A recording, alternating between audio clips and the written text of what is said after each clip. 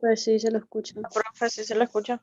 Bueno, les voy a dar la clase de glucocorticoides para que un alumno, creo que un alumno siempre graba, y después les voy a hacer algunas consideraciones del examen, y seguramente alguien me tendrá hacer algunas preguntas. Pero primero les voy a hablar de corticoides y una vez que finalicemos la grabación de este tema, entonces hablamos de este otro tema. Glucocorticoides es un tema muy importante que forma parte de toda una unidad, que es la unidad 15, así que nos queda después del parcial de la próxima semana ya la unidad 16, y vamos camino a la finalización del cursado, que son 20 unidades, así que yo calculo que para antes de fin de agosto, obviamente, que ya vamos a terminar la parte teórica y me dedicaré a hacerle la devolución de los trabajos prácticos que están muy bien, aunque después, si tengo tiempo, también les voy a hacer unas consideraciones del trabajo práctico. Bueno, empezando con el tema de los glucocorticoides, dos diapositivas de introducción al tema para que ustedes tengan una idea. Esto empieza cuando Addison, en el año 1849, describe que hay casos de muertes de personas cuando realmente tienen una destrucción de las glándulas suprarrenales. Addison, un médico inglés que en ese año hizo la primera advertencia de la importancia de nuestras glándulas suprarrenales. Cushing, en el año 1912, describe lo que se considera hoy el hipercortisolismo, y fue quien establece la relación que hay entre la hipófisis y la glándula suprarrenal. Lo que hizo Cushing fue estudios de anatomopatología, como se hacía en ese entonces, y se encontró que había zonas de la hipófisis que tenían una gran vasofilia, y esas zonas que tenían mucha vasofilia, es decir, tomaban muy bien el colorante, en la preparación histológica, él las consideraba que era la parte que estaba relacionada con la glándula suprarrenal. Unos años después, fue una bioquímica norteamericana, en 1933, Anderson Evelyn, fue quien descubre fundamentalmente la hormona adrenocorticotrófica o ACTH. La importancia de la hormona adrenocorticotrófica o ACTH es que es una hormona muy lábil, por eso cuesta mucho el dosaje, incluso en la actualidad. Pero fue quien descubre la ACTH. Unos años después, en 1945, fue Harris quien formalizó la hipótesis de que el hipotálamo, que es la estructura del sistema nervioso que está por encima de nuestra hipófisis, tenía una relación importante sobre esta glándula madre, que es la hipófisis, pero era una simple hipótesis que, a medida que fueron pasando los años, la mayor parte de los investigadores la tenía en cuenta, pero recién estaba leyendo en 1973, 1976, por primera vez recién se demostró que esta parte del hipotálamo producía las hormonas liberadoras que más adelante vamos a desarrollar, y ustedes eso lo saben por fisiología. O sea, prácticamente hasta 1980 no se pudo demostrar, pero la primera fue la hormona liberadora de la TSH, no de la adrenocorticotrófica. Pero el mérito lo tuvo Harris, que tardaron 35 años y un poquito más para realmente dar por cierta su hipótesis, y la cortisona fue el primer glucocorticoide que se sintetizó. Eso es importante que ustedes sepan, que la cortisona fue el primero de ellos. Ustedes saben que hay una gran cantidad de corticosteroides, y yo les puse esta diapositiva no para que ustedes sepan, porque si ustedes no recuerdan estos antecedentes históricos no significa nada, simplemente los pongo para que ustedes tengan una idea que así como hay drogas, como vimos la aspirina, que son drogas que tienen cientos de años, como la digoxina, que tienen más de 200 años, los corticoides, que se usan mucho, que son uno de los fármacos más utilizados, no tienen muchos años. Es decir, los corticoides nacen, como vamos a ver, 1944, pero son uno de los más utilizados. En 1935 fue que se aísla por primera vez la cortisona y se la sintetiza en el año 1944, y en el año 1948 un médico muy prestigioso que está en la historia de los libros de reumatología, yo lo leo mucho porque soy reumatólogo, Billy Henge, realmente aplica a la cortisona, que no se la conocía con el nombre de cortisona, se la conocía con el nombre de compuesto X o compuesto E, porque no se sabía, X por eso, porque no se sabía. Pero él decide administrarle a una persona que padecía una artritis reumatoidea, que estaba en actividad, es decir, en el momento agudo de la enfermedad, tenía 4 años de enfermedad y la persona estaba postrada en la cama, y él observó que después de darle a esta persona que estaba postrada en la cama, darle 3 días de tratamiento, le cambió la historia de la enfermedad. Y eso es muy importante que ustedes sepan, porque este concepto aparentemente inocente ya no está hablando de que se utilizan los corticoides en las enfermedades reumáticas, principalmente la artritis reumatoidea, el lupus, las vasculitis, las polimialgias reumáticas, que son enfermedades en las cuales tienen una importancia fundamental. También los corticoides, obviamente, que ustedes podrán deducir que como hormona se puede utilizar en los casos en que hay una atrofia o una insuficiencia suprarrenal. Más adelante tenemos una diapositiva de insuficiencia suprarrenal. Pero también, y lamentablemente, los corticoides se utilizan mucho en la actualidad en forma irracional como tratamiento sintomático. Es decir, muchas veces creemos que hay una inflamación, creemos que hay una alergia, a veces sí lo hay, y indicamos corticoides, y ahora vamos a ver las grandes reacciones adversas que tenemos. Este fue el primer hito de la cortisona, es decir, no hace mucho que se conocen en el mundo estos compuestos. En 1949 publicó Henge con sus colaboradores de la Mayo Clinic de los Estados Unidos, y en el año 1950 le otorgan el Premio Nobel de Medicina por este descubrimiento. Y yo les voy a mostrar a ustedes algo que es una reliquia para mí, y que es los primeros videos que se hicieron en la Mayo Clinic de los Estados Unidos por parte de quienes utilizaron Henge y sus discípulos. Después del año 50, que obtuvo el premio Nobel, rápidamente, como siempre, la industria farmacéutica hizo lo suyo. Modificaron químicamente estas sustancias que eran naturales. Casi todas las sustancias siempre se aíslan de bovino, de la raza bovina o porcina habitualmente. Y empezó la manipulación sintética con el agregado de los glucocorticoides sintéticos. La cortisona es producida por nuestra glándula suprarrenal y es natural, pero la industria farmacéutica ha elaborado la dexametasona, como vamos a ver más adelante, la betametasona, que son una serie de sustancias que realmente tienen la importancia de que son hoy quizás mucho más usados por ellos. Entonces, después de la manipulación vino el éxito que tuvo los corticoides en innumerables enfermedades, ya les había mencionado, ahí está, y podemos decir de que hoy en día más o menos la prevalencia de uso de los corticoides en los Estados Unidos está alrededor del 1.2%. Es decir, que es muchísima la cantidad de personas, y yo creo que en todas partes del mundo, que reciben corticoides, muchas veces racionalmente, pero la gran mayoría irracionalmente.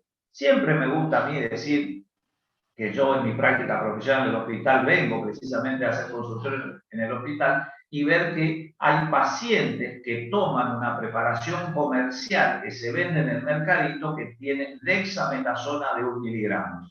Y los pacientes se sienten espectacularmente bien cuando toman esa presentación. Tiene diclofenac, tiene 1 miligramo de dexametasona, tiene piridinol, tiene ácido acetilsalicílico, tiene una combinación, tiene vitamina B12.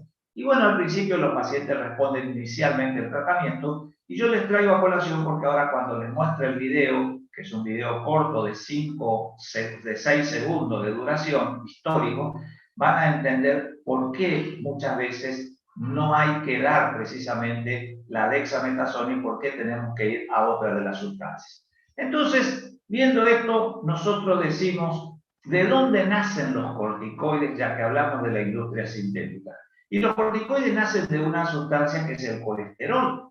Y ahí ustedes ven en la diapositiva que del colesterol salen las hormonas esteroideas, tanto los grupos, los mineralocorticoides, las hormonas sexuales y también otras sustancias que no tienen nada que ver, como el caso de la vitamina D. Pero el colesterol forma parte de la estructura de la membrana celular.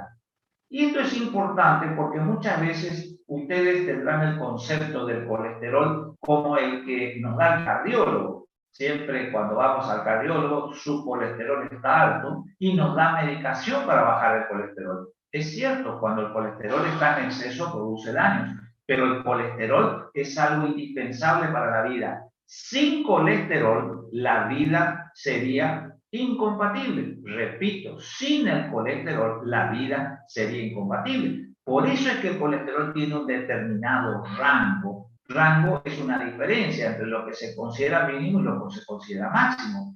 A título informativo para ustedes, nadie quiere tener más de 200 miligramos por decilitro de colesterol. ¿Por qué? Porque lo que sucede es que va a ser un factor de riesgo para las enfermedades coronarias. Pero tampoco podemos tener menos de 90 miligramos de colesterol por decilitro. Entonces, cuando nosotros tomamos medicación y se inhibe la síntesis de colesterol, ojo, que se alteran muchas de las otras sustancias del organismo, como son algo tan fisiológico, indispensable para la vida, que es el caso de los mineralocorticoides y los glucocorticoides.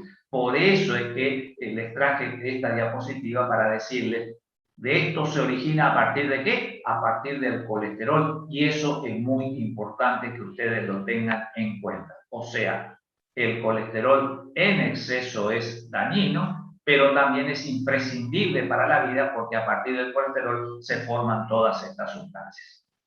Ahí estaba marcado entonces el colesterol. Químicamente nadie les va a ir a preguntar esto, pero yo les digo porque les recuerdo algo de fisiología, porque siempre entiendo que es mucho más importante para a veces entender, apoyarnos en la anatomía, en la histología, en la fisiología. Esa es la estructura madre del colesterol. Y ustedes ven que tiene tres. Esta es la estructura de lo que ustedes habrán leído en fisiología y en química, el ciclopentano pelhidrofenantreno, que consiste en tres moléculas, ¿sí? Tres anillos, el anillo que tiene hexagonal, motivo por el cual tiene fundamentalmente, como ustedes ven ahí, 6 átomos, y un anillo pentano, que es el último, que es el que tiene 5 átomos. Todas las estructuras, todas las moléculas van a tener esto. Después vamos a ver. Y esa es la forma como la habrán enseñado en química que se cuentan los carbonos. Yo simplemente les traigo a colación esta diapositiva para que ustedes entiendan que todas las moléculas van a tener esta estructura. Bueno, pensé que se iba a ver mejor, pero acá simplemente les quería mostrar lo mismo que vimos allá con distintos nombres. Bueno, está el caso de la cortisona, que es la sustancia, y yo les voy a mostrar a ustedes, van a ver en la siguiente animación, que en la molécula de cortisona hay un oxidrilo con 2 rayitas que significa que tienen un grupo cetón. Cuando se transforma en la parte activa, la cortisona, que lo ven ahí, va a pasar a tener un anillo oxidrilo y es el cortisol. Es decir, la cortisona es una sustancia que, para tener la forma activa, que es la llamada el cortisol o hidrocortisona, necesita el cambio de una sola estructura. Pierde un anillo, ¿sí? y recupera un oxidrilo. O sea, cuando nosotros hablamos de la cortisona, que era lo que yo le vine diciendo, que fue la primera sustancia que se aisló, para que tenga actividad en el organismo, se transforma en cortisol o hidrocortisona. Por eso es que ustedes van a conseguir en una guardia de emergencia una ampolla de hidrocortisona. No van a conseguir una ampolla de cortisona. Y la diferencia va a estar en que la hidrocortisona o cortisol, como también se lo llama, es la forma activa de la cortisona, pero fíjense que solamente cambia una sustancia. El cortisol tiene un hidrógeno que no tiene la cortisona. Y así pasaría con la sustancia que está abajo, que es la prednisona, que se transforma en prednisolona, que yo no les marqué porque esto no es una clase de química, seguramente ya lo tuvieron. Yo simplemente les traigo para el recuerdo. La cortisona, para actuar, se transforma en su forma activa, que es el cortisol o hidrocortisona, que es lo que nosotros compramos en la farmacia, en comprimidos, buscamos la guardia del hospital porque siempre hay las ampollas y no son costosas, y también con la sustancia que está abajo, que es la prednisona, que es la forma que para ser activa se transforma en prednisolona y pasa lo mismo que pasaba con la cortisona. Para eso les mostré esta diapositiva y solamente para que sepan que todas las sustancias tienen el mismo nombre. Pero esto nosotros no preguntamos. Este es el video que realmente es histórico de la Mayo Clinic, ¿sí? El video que trata de demostrar, ahí lo vemos bien, 6 segundos tiene, cómo la artritis reumatoidea era una enfermedad invalidante. Esto es lo que sucede en la actualidad si nosotros no tuviéramos los corticoides y, por supuesto, todo el otro arsenal de fármacos biológicos que nosotros usamos, que lo vimos en asma, están alrededor de 150, 200, 300.000 pesos que nosotros hoy usamos para evitar que los pacientes terminen en esta circunstancia. El paciente prácticamente no se podía parar. Este es un video real, como les dije, de la Mayo Clinic de los Estados Unidos, que me fue cedido en un congreso por el discípulo del doctor James en un congreso, y bueno, varios tuvimos este video que fue el original. Muy bien, entonces, para entrar al tema concretamente y basándonos un poquito en la fisiología, ustedes saben que nosotros tenemos una glándula madre, que ustedes lo saben por fisiología, que es la hipófisis. Y ustedes saben que la hipófisis produce una serie de glándulas que van a hacer que otras glándulas que tenemos en el organismo produzcan las hormonas. Es el caso de la glándula adrenal o adrenocorticotropina, que ahí está remarcado, ¿sí? Que es lo que nosotros hoy vamos a desarrollar. No vamos a hablar de la hormona estimulante de los melanocitos, ni vamos a hablar de la hormona estimulante de la tiroides, ni de la hormona de crecimiento, ¿sí? Todo eso o de las gonadotrofinas, que seguramente lo vamos a ver en las próximas clases, algunas de ellas. Y ya habíamos visto algo de la neurohipófisis cuando mencionamos que la neurohipófisis producía, ¿sí?, la hormona antidiurética o vasopresina o arginina vasopresina, que precisamente era una hormona que producía la encargada de que nuestro filtrado del glomérulo quede en la sangre. Le habíamos dicho, ¿se acuerdan que de cada 180 litros que llega al glomérulo renal, 178,5 litros, 178,5 litros, son reabsorbidos del sistema tubular a la sangre nuevamente, y por eso nuestra diuresis es de 1500 mililitros o centímetros cúbicos por día. Entonces, hoy vamos a hablar de la corteza adrenal. ¿Y qué vamos a decir? Vamos a decir que los conceptos hoy han sido mucho más importantes que los que Addison, que los que Cushing y Harris establecieron allá a principios del siglo, a principios del siglo pasado. Hoy sabemos que hay un eje hipotálamo hipófisis suprarrenal. Y ese eje hipotálamo hipófisis suprarrenal comienza a nivel del hipotálamo. Nosotros sabemos que en el hipotálamo hay dos núcleos, que son el núcleo supraóptico y el núcleo paraventricular. el núcleo supraóptico y el núcleo paraventricular. Y esos son los núcleos que van a producir lo que ustedes van a ver ahí, que va a ser, bueno, vamos a hacer la animación.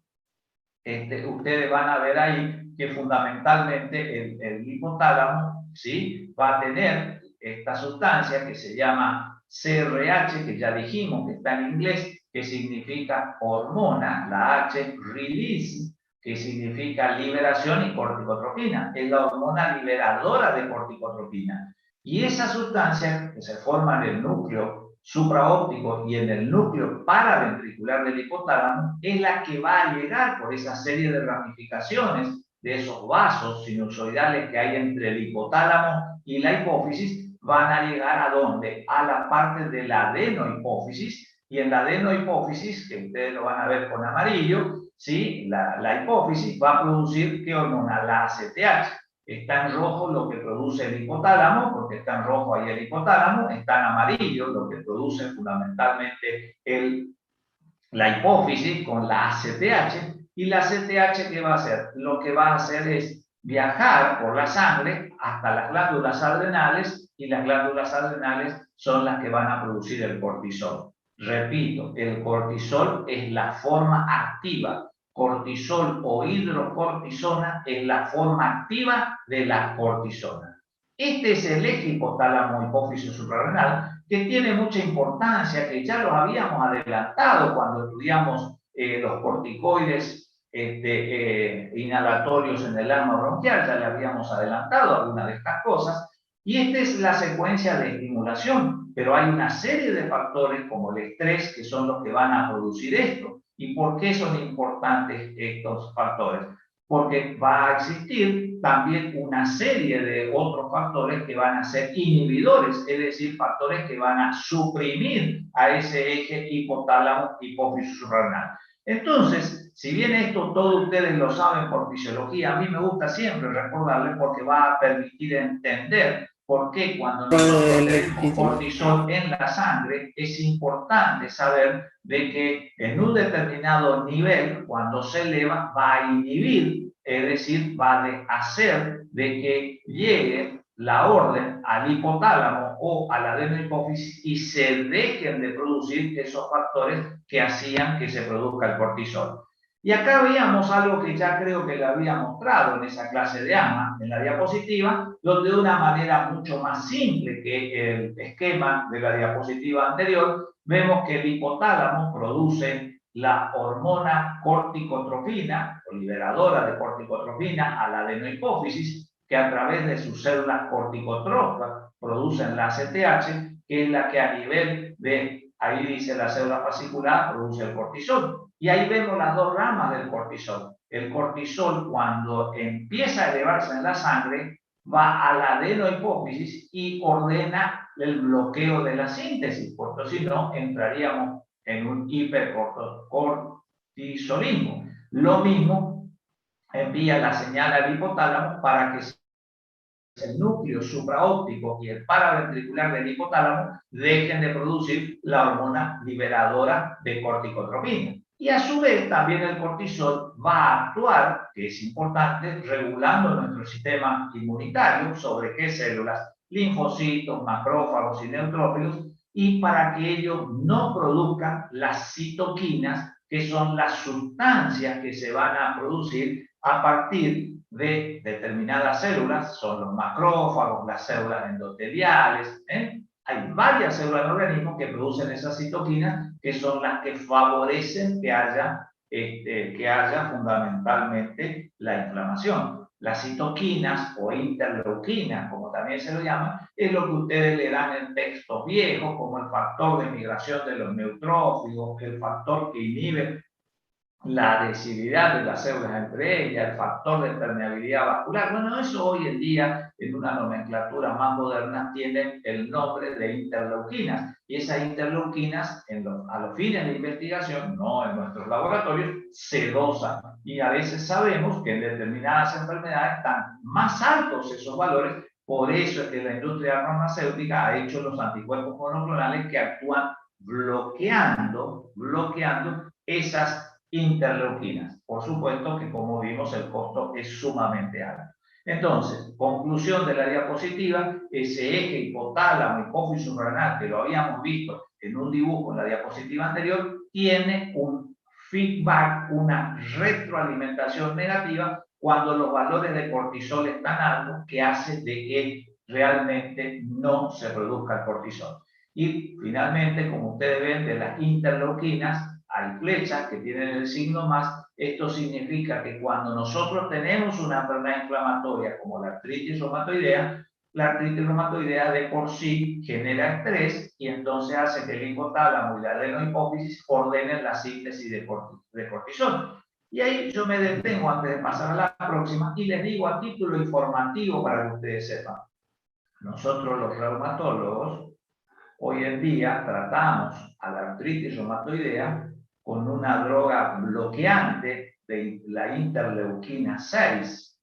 Nosotros hoy bloqueamos la interleuquina 6, el tocilizumab, y ustedes les deben recordar el nombre de tocilizumab porque fue un fármaco biológico que se empezó a utilizar en los casos de COVID, cuando se producía la reacción inflamatoria, la cascada inflamatoria a nivel del pulmón y ocurría después de los 7 a los 10 días, que todos leíamos que los pacientes que no andaban bien al 7º día entraban con la cascada inflamatoria, iban al respirador, se producía mucha liberación de interleuquina 6. Por eso usaban fármacos que nosotros utilizamos en enfermedades reumáticas como la artritis reumatoidea, que es el tocilizumab. La otra droga era el baricitinib, que eran tratamientos biológicos. Por supuesto que hacía que el tratamiento del COVID sea varias veces superior a lo que nosotros podíamos usar acá. Son fármacos que teníamos que usar 10 días y que salen 200.000 pesos o 150.000 pesos o unos pesos más, unos pesos menos. Son drogas muy costosas. Pero ustedes ven la diapositiva y hoy en día nosotros sabemos que en la artritis reumatoidea, por ejemplo, se produce alto nivel de interleuquina 6, por eso algunos pacientes, cuando no responden a las medidas generales, se utilizan esos fármacos biológicos. Entrando más en el tema de la farmacología, pero también repasando el tema de la fisiología de todo esto para que ustedes entiendan, ustedes ven ahí que está una glándula suprarrenal, fundamentalmente, que está por arriba del riñón.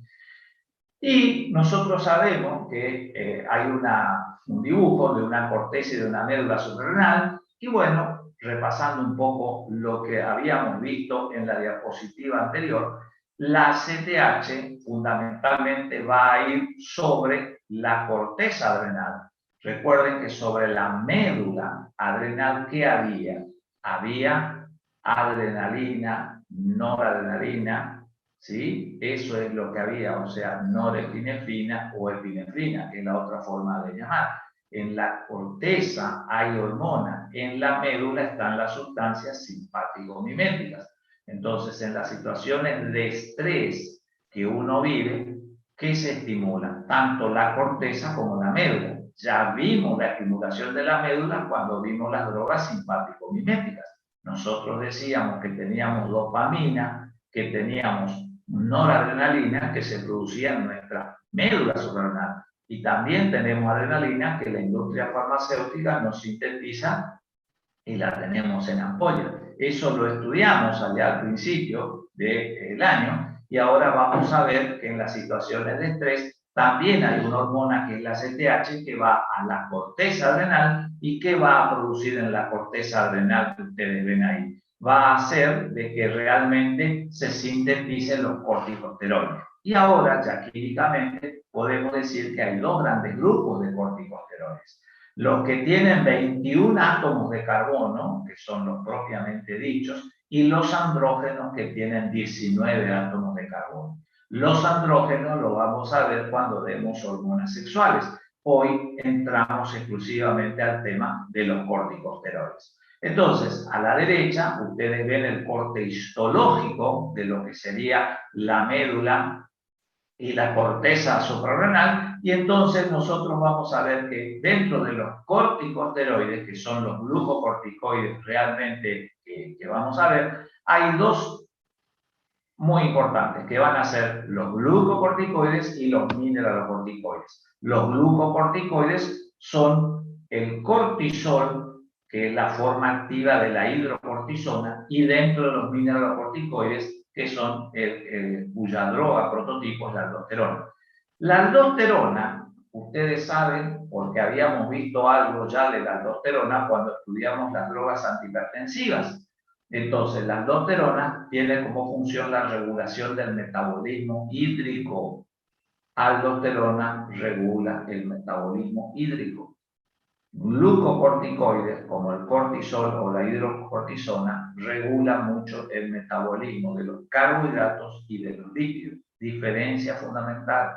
La aldosterona es un mineralocorticoide, retiene sodio y retiene agua. Y el cortisol es un glucocorticoide muy antiinflamatorio, como lo vamos a ver ahora, y que interviene en el metabolismo de los lípidos y de los carbohidratos. Pregunta de examen. Y ustedes me dirán, ¿por separado actúan? Y sí, ahí está la droga prototipa de la acción. Pero, por ejemplo, vamos a ver que la dexametasona, la betametasona, la prednisona, van a tener algunas más acción glucocorticoide y otras van a tener más acción mineralocorticoide. Cuando tiene más acción mineralocorticoide, tendrá más participación en el sistema hidroelectrolítico. Cuando más participación tenga la acción glucocorticoide, tendremos más reacciones adversas, principalmente sí, sobre el metabolismo de los glúcidos y el metabolismo de los hidratos de carbono. Y entonces habíamos visto que la corteza adrenal tiene una zona glomerular que vemos abajo, que es la que va a producir la aldosterona. Después de esa zona glomerular que viene la zona fascicular, que ya habíamos visto en la diapositiva anterior, que es la que produce el cortisol, que es el prototipo de esta clase. El cortisol, droga viejísima, como vimos desde esa época. Y las zonas reticulares o reticular es la que produce la DHEA, que es la dihidroepiandrosterona, o si ustedes quieren decir, los andrógenos. Dihidroepiandrosterona, de los cuales después van a derivar los andrógenos y la testosterona. Es decir, cada una de estas capas tiene fundamentalmente una determinada función, que es la síntesis de una sustancia fundamentalmente correspondiente. Entonces, la zona fascicular es la que va a producir el cortisol fundamentalmente. Bien, acá les pongo algo para que ustedes remarcarle la importancia de lo fisiológico, y le puse la secreción diaria. ¿Qué significa esto de la secreción diaria? Esto no lo van a encontrar mucho en libros, muchas de estas diapositivas o el contenido en libros no muy actuales de la materia. Pero la secreción diaria, para que ustedes tengan una idea, es la cantidad que produce nuestro organismo en condiciones normales. Nuestra glándula, la de ustedes y la mía, produce de cortisol aproximadamente 10 miligramos día en condiciones de reposo. En situaciones de estrés aumenta a 20 a 30 miligramos. Van a encontrar en otros textos que diga que a lo mejor es más de 20 miligramos día. Los más nuevos dicen 10 miligramos día, pero yo acepto las diferencias. Entonces, para que ustedes tengan una idea, en el plasma, cuando uno hace un análisis de cortisol a las 8 de la mañana, el valor que ustedes ven ahí es de 16 microgramos por 100 mililitros. Y a las 4 de la tarde ese valor baja a 4 miligramos. ¿A qué se debe esto? Se debe a que la secreción de cortisol tiene un ritmo circadiano, es decir, durante la mañana temprano es cuando más alto tenemos el cortisol, y a la tarde cuando más bajo tenemos el cortisol. Tenemos más actividad habitualmente a la mañana que a la tarde nosotros. Entonces, si uno sabe, les repito, nadie le va a preguntar cuánto, no es pregunta de examen, a las 8 cuánto es el nivel, ni a las 4 de la tarde cuánto es el nivel, no es pregunta de examen. se les traigo con la diapositiva para que ustedes entiendan que por este concepto estrictamente fisiológico es que nosotros los corticoides debemos dar, si damos en dosis única, a la mañana y nunca a la tarde. Y si damos en dosis dividida, siempre la dosis mayor a la mañana. ¿Por qué? Porque lo que hacemos es remedar el ritmo biológico circadiano que tiene nuestro organismo para producir los corticoides. Y fíjense que si ustedes ven al lado la aldosterona, no tiene los mineralocorticoides un ritmo circadiano. Es la liberación constante, a diferencia de los glucocorticoides. Esa es la importancia de esta diapositiva. Repito, que si nosotros sabemos en condiciones normales a qué hora tenemos más cortisol y a qué hora menos, por eso es que debemos entender que racionalmente, si damos en dosis única, para remediar ese efecto fisiológico y no causar toxicidad, debemos dar la dosis a la mañana, o si es en dosis dividida, la mayor parte de las dosis a la mañana. Eso de que doy el corticoide a cualquier hora del día es irracional, no tiene fundamento fisiológico. Y esta diapositiva y los textos así lo acreditan. Lo digo yo porque veo a veces como reumatólogo que el médico le dijo al paciente que tome corticoide a cualquier hora del día. No, el corticoide lo toma a las 8 de la mañana. Si tiene que tomar otra medicación, vemos qué medicación toma, pero fisiológicamente alrededor de las 8 de la mañana, 7 de la mañana puede ser, nunca a las 11 ni a las 12 del mediodía, ni mucho menos a la tarde, porque el ritmo circadiano hace de que nuestro organismo en condiciones normales produzca la mayor parte de cortisol a la mañana. Bien, siguiendo entonces, ahí estaba lo que le había explicado. Vamos a estudiar un poco la farmacodinamia de una manera muy práctica para que ustedes entiendan. Repaso, no está de más decir que la farmacodinamia es la rama de la farmacología que se dedica al estudio del mecanismo de acción o de las acciones farmacológicas de las drogas o de ambas de ellas. Y entonces, ¿cómo actúan los corticoides? Yo ya les había adelantado a ustedes en la clase de asma, que teníamos dos tipos de glucocorticoides, los tipos de glucocorticoides de tipo 1 y los glucocorticoides de tipo 2, que se llaman de distintas maneras. Ustedes ven ahí el receptor del glucocorticoide que está en rojo y ven al corticoide que está en una forma elíptica y se ve. ¿Qué significa esta diapositiva? Que los corticoides vienen de afuera. Los corticoides fundamentalmente son importantes porque están en el medio extracelular. ¿Y ustedes qué van a ver? Van a ver una membrana que va a ser la membrana plasmática de la célula.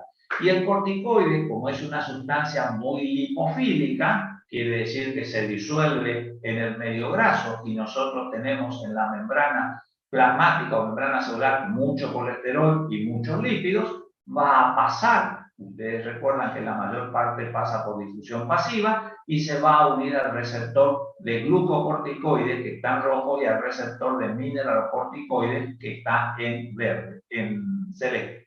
Esto significa que si es el cortisol se va a unir al rojo y si es aldosterona se va a unir al celeste. Ahora bien, hay sustancias como la dexametasona, la triamcinolona, que vemos más adelante, que van a actuar más en un tipo de receptor que otro, porque algunas tienen los dos efectos, o bien otras no tienen el mismo efecto. Entonces el glucocorticoide se une al receptor, como ven ahí, y hay dos que son el receptor de tipo 1 o RM. RM quiere decir receptor de mineralocorticoide. Por ahí lo van a encontrar en algunos textos como receptor de tipo 1 al de mineralocorticoide, que es el de la aldosterona. Y fíjense ustedes, la localización de los receptores. El de tipo 1 o de mineralocorticoide está en el riñón, está en el colon, están las glándulas salivales, está en el cerebro y está en el corazón. Es decir, órganos donde actúan fundamentalmente o tiene mucha importancia el sodio y el agua. Por eso regula mucho fundamentalmente el metabolismo hidrosalino. A diferencia del receptor tipo 2 de glucocorticoide, por eso se llama RG, que están localizados en la mayor parte de las células del organismo. Los glucocorticoides que nosotros vemos teniendo en cuenta el cortisol o hidrocortisona, que repito una vez más, es la forma activa de la cortisona, va a producir una serie de efectos indeseables y acciones farmacológicas en casi todo el organismo. ¿Por qué? Porque esos receptores van a estar localizados en la mayor parte de las células de nuestro organismo.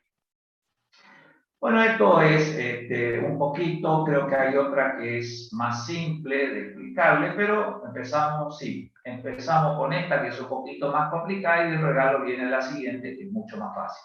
Ven de vuelta afuera el cortisol que tiene que atravesar la membrana celular y se tiene que unir al receptor.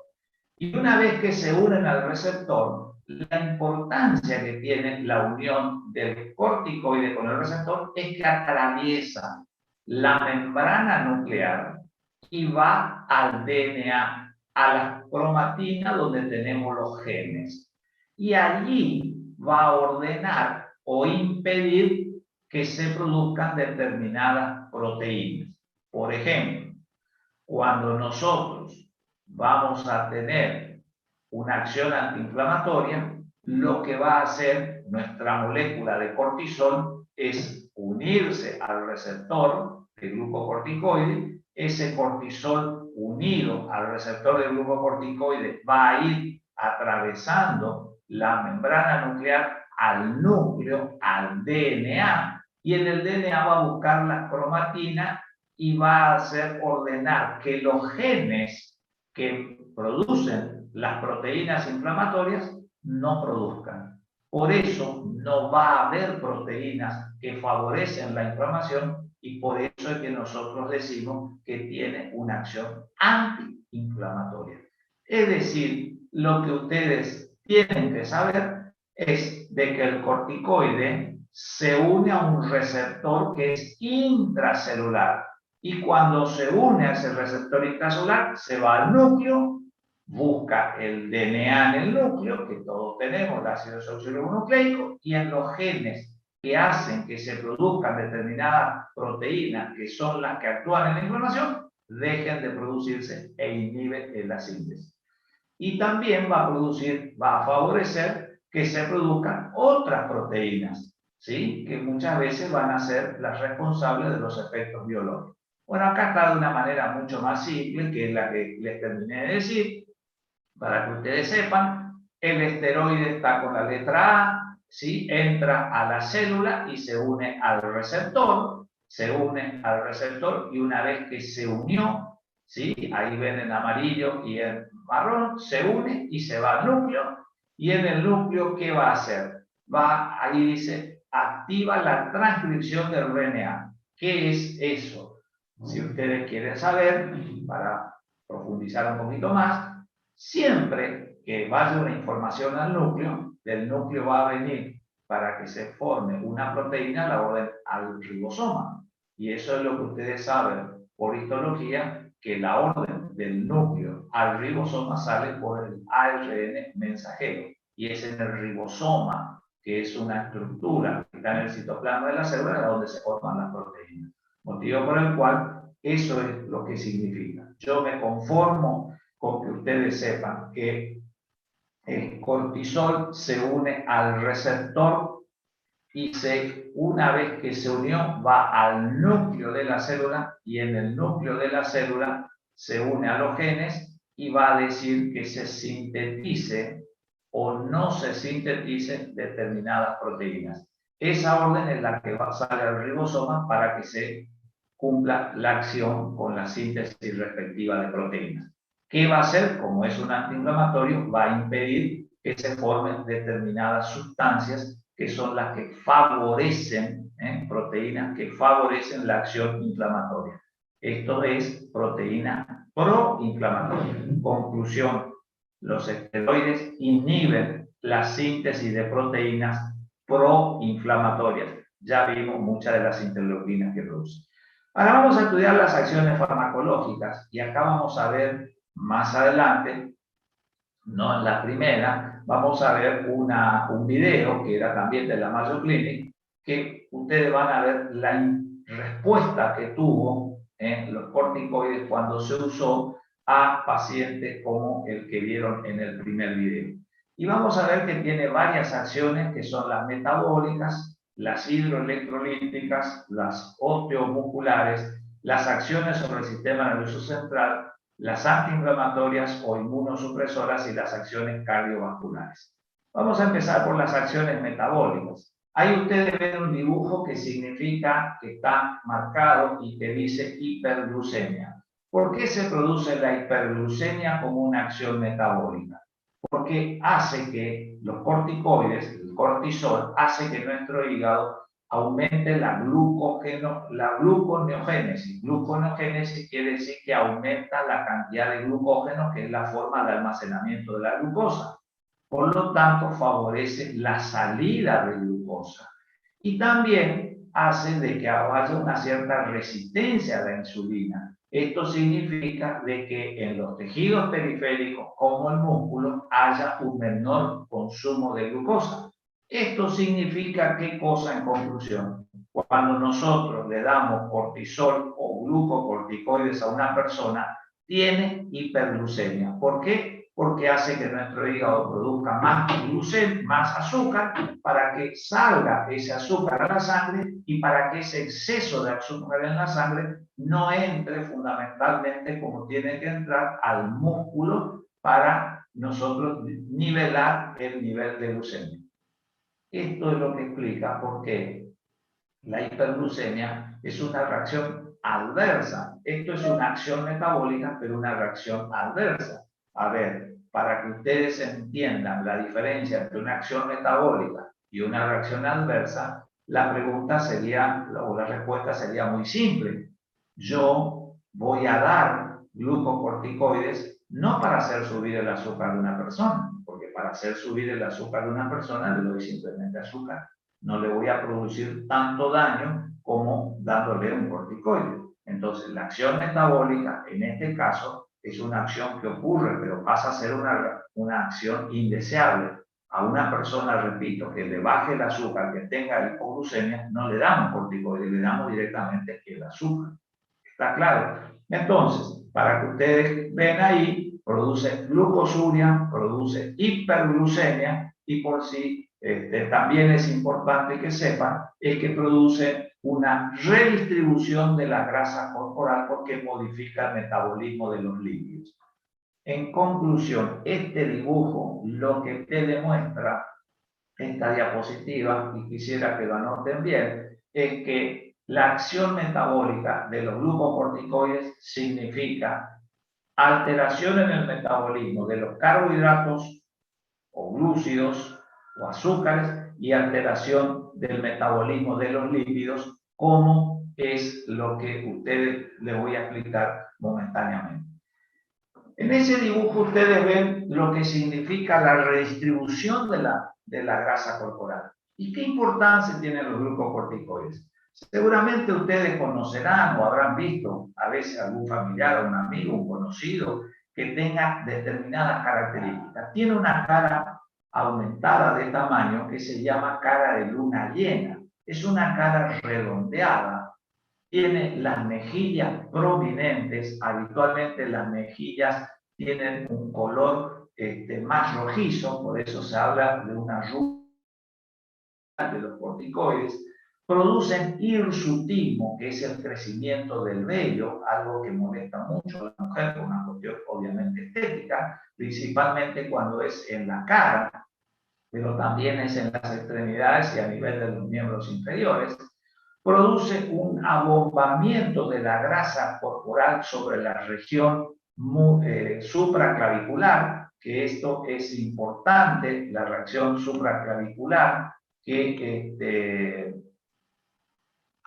la reacción supraclavicular Esto es importante decirle que junto con la reacción supraclavicular hay fundamentalmente en la parte de atrás una prominencia de grasa acumulada sobre la región inferior a la nuca, sobre las primeras vértebras dorsales, que se llama enjiva de búfalo porque remeda fundamentalmente a lo que nosotros conocemos de ese animal, y tiene un adelgazamiento de las extremidades, tanto de los miembros superiores como de los miembros inferiores, y una gran obesidad central, principalmente por un abdomen prominente y de tipo péndulo, acompañado de una serie de estrías cutáneas, algo parecido a lo que se produce cuando uno tiene la enfermedad de Cushing, que la enfermedad de Cushing es fundamentalmente el tumor que uno tiene en la glándula suprarrenal y que hace que se produzca cortisol en exceso. Acá el exceso de cortisol produce estos efectos. Por si no entendieron el dibujo, está la explicación de que produce hiperglucemia e hiperglucosuria y que produce una redistribución de la grasa corporal total, y ustedes leerán en los textos como obesidad centrípeta. Obesidad centrípeta significa prominencia abdominal, abdomen pendular con estrías y un adelgazamiento de fundamentalmente los corticoides. Una de las características de los corticoides es que producen en la piel atrofia de la epidermis. Eso significa mucha molestia para una mujer, sobre todo la mujer joven, por razones estéticas, porque al atrofiarse la epidermis permite que se visualicen los vasos sanguíneos que están en el tejido submucoso. Entonces, como están en la dermis, abajo, los vasos sanguíneos se notan, entonces se visualiza bien la red de venas que tiene una mujer y eso a veces ocasiona molestia. Por eso es que hoy en día se debe acompañar siempre el criterio del uso racional de los medicamentos y principalmente de los corticoides, porque son excelentes drogas, pero de ninguna manera son drogas inocuas. Entonces, acciones metabólicas, metabolismo de los glúcidos o carbohidratos y alteraciones de los lípidos con la redistribución de la grasa corporal.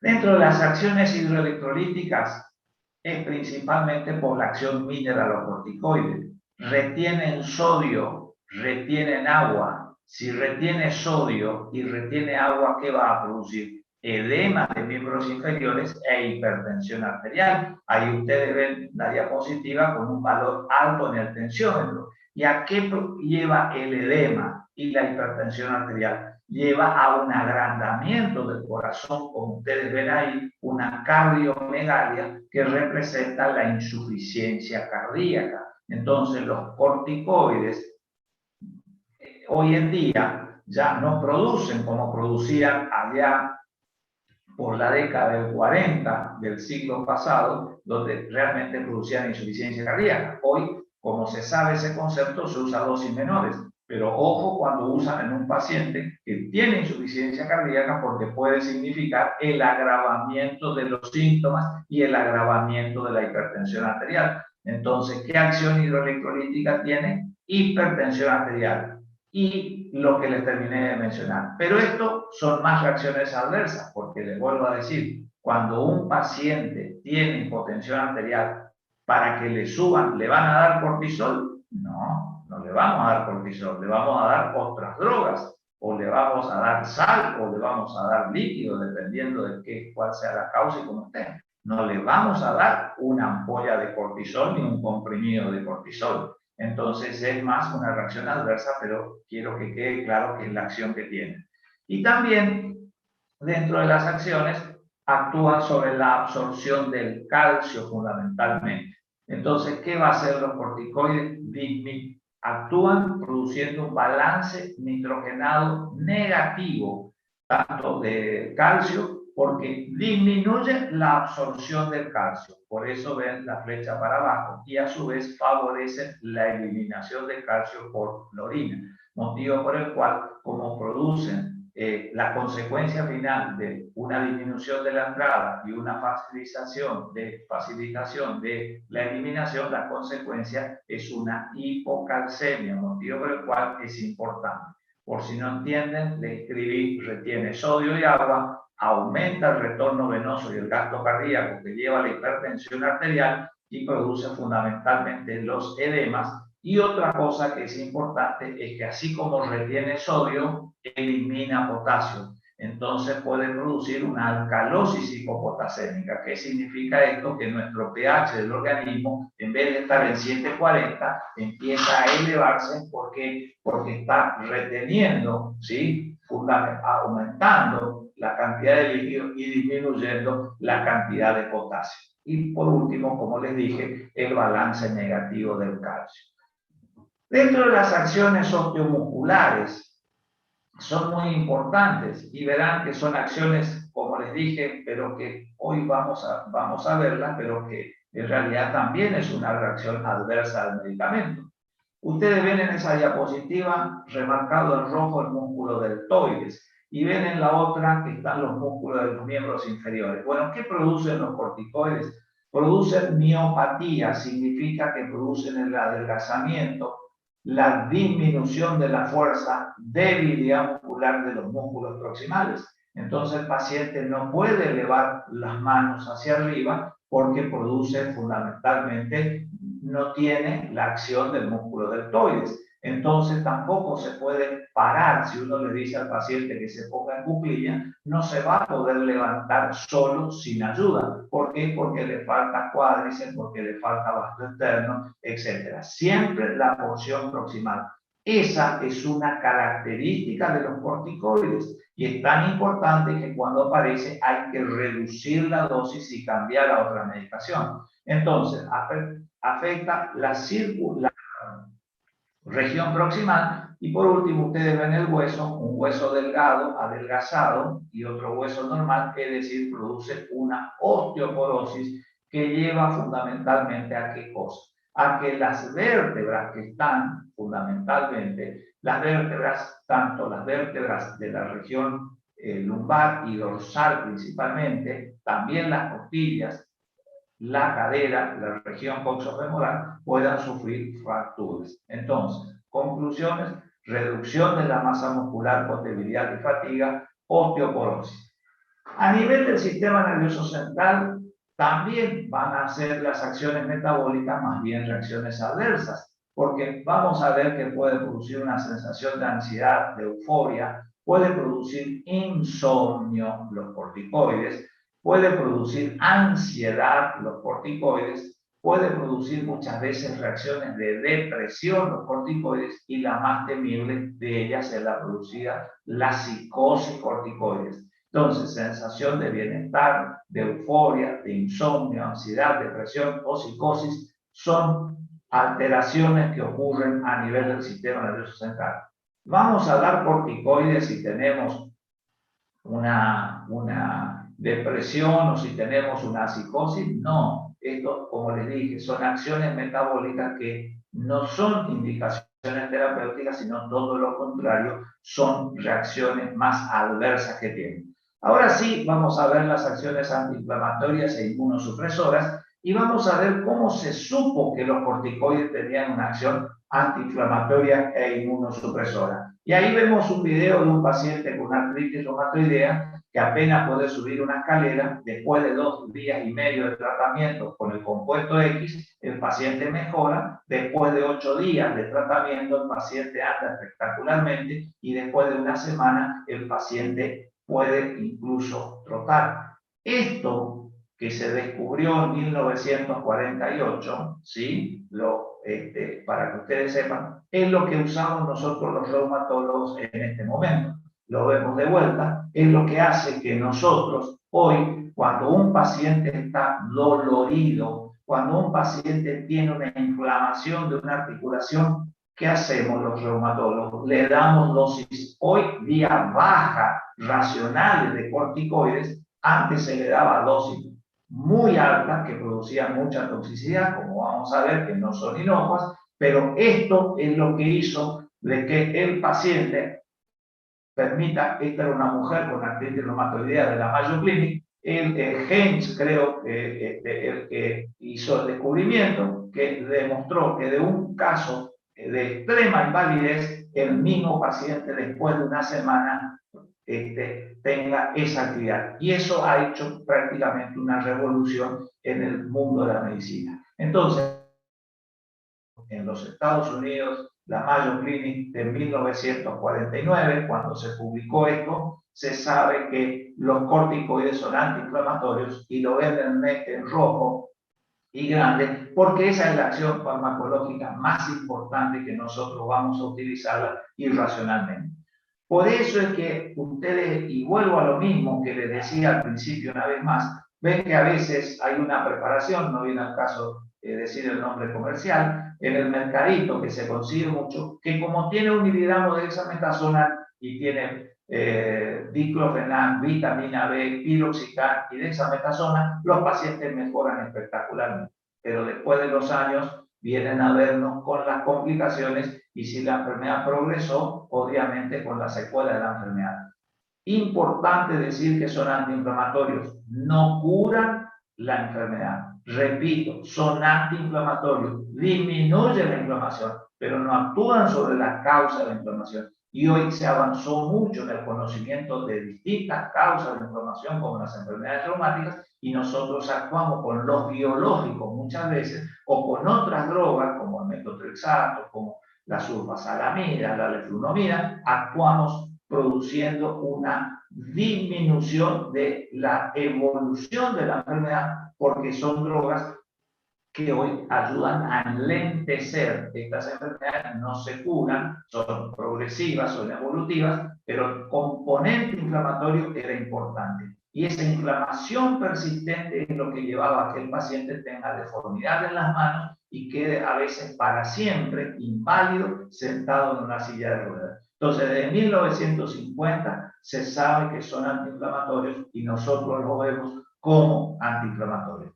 Espero haberles convencido con estas diapositivas de que son importantes antiinflamatorios, usarlos en dosis bajas, no pasarse, el paciente va a mejorar, pero tiene que seguir con otras drogas para que realmente se actúe sobre la causa de la inflamación y no solamente sobre los síntomas de la inflamación. Acá van a ver una diapositiva para ver el efecto antiinflamatorio sobre qué células actúan, nada más, van a aparecer animadas, ahí actúa sobre los macrófagos, ya lo habíamos dicho antes, que actúan sobre los macrófagos, actúan sobre los linfocitos y actúan sobre los neutrófilos, que son las tres células más importantes que actúan en la inflamación. ¿Sí? Hay muchas otras sustancias, pero yo, con que ustedes se acuerden que actúa sobre los linfocitos, actúa sobre los macrófagos, actúa sobre los neutrófilos, me basta y me sobra. ¿Qué produce sobre las células de la sangre? Y eso se lo digo verbalmente porque me olvidé de hacer la diapositiva, pero sí es importante, pues suele ser pregunta que uno lo hace frecuentemente en los exámenes, en los finales, porque tiene mucha implicancia en la práctica diaria. Cuando un paciente recibe corticoides, aumenta el recuento de leucocitos. Esto es leucocitosis.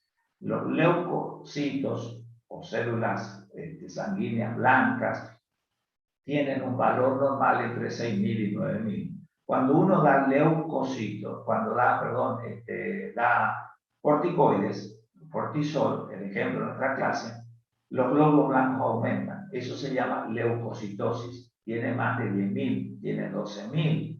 Y entonces, ¿qué pasa cuando uno ve glóbulos blancos altos en un análisis de sangre? Lo primero que piensa es infección, porque en la infección los leucocitos están elevados. Entonces, recuerden que los corticoides producen leucocitosis, es decir, aumento del número de glóbulos blancos, motivo por el cual uno tiene que distinguir de una infección. Ejemplo, paciente que viene con fiebre, con glóbulos blancos altos, y uno puede decir que tiene una infección, porque a lo mejor tuvo contacto con alguien y tiene una neumonía. Pero también un paciente con fiebre y glóbulos blancos altos, es decir, leucocitosis, puede tener una artritis reumatoidea, porque la artritis reumatoidea cuando está activa da fiebre. y pudo haber estado tomando corticoides. Y entonces tiene los glóbulos blancos altos por los corticoides y no por una infección. Lo que recuerdo, lo que quiero que ustedes recuerdan es que, y anótenlo, los corticoides producen leucocitosis. ¿Sí? Ahora, nosotros tenemos 5 tipos de glóbulos blancos: los neutrófilos, los linfocitos, los eosinófilos, los basófilos y los monocitos. Los corticoides elevan los neutrófilos, producen neutrofilia, es elevación de neutrófilos. Y los otros 4, eosinófilos, linfocitos, monocitos y basófilos, los disminuyen. Es decir, eosinopenia, vasopenia, monocitopenia y el cuarto no me acuerdo cuál era el que le dije, pero solamente aumenta los neutrófilos. ¿Y cuándo aumentan los neutrófilos? Cuando hay infección. Motivo por el cual un paciente que toma corticoides tiene leucocitosis con neutrofilia. Diagnóstico diferencial de la sepsis o de las infecciones que también producen neutrofilia y leucocitosis.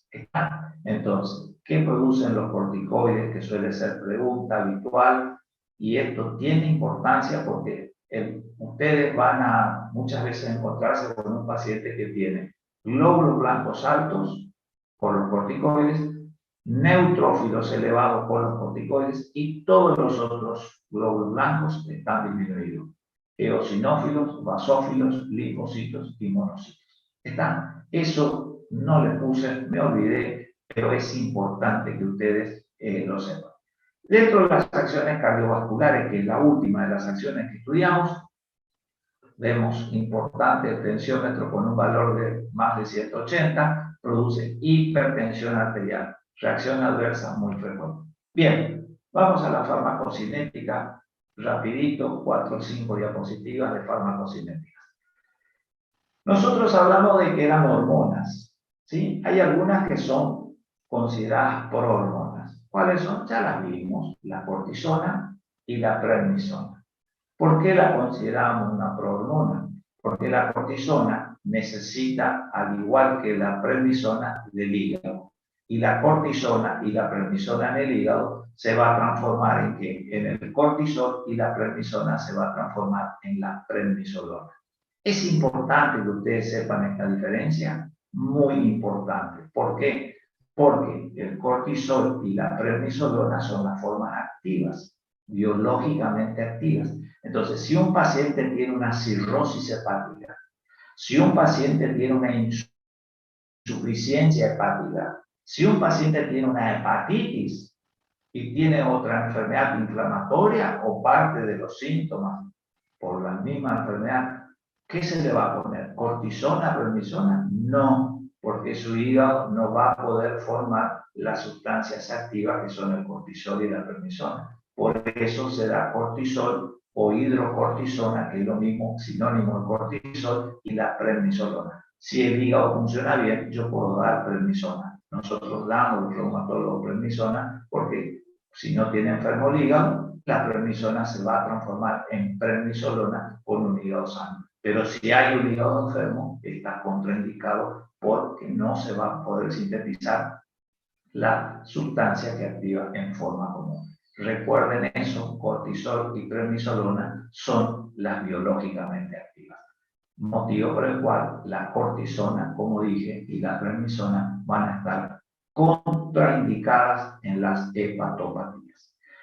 Los glucocorticoides sintéticos están como sales o como ésteres, ¿sí? Sales es lo más importante.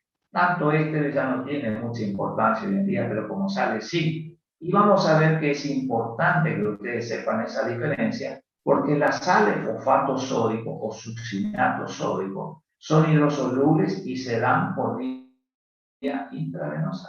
Esto es importante porque ustedes van a tener, y termino primero, y las sales como el acetato o el acetonio son liposolubles, no son hidrosolubles y se dan por vía oral, intramuscular, intralesional o intraarticular.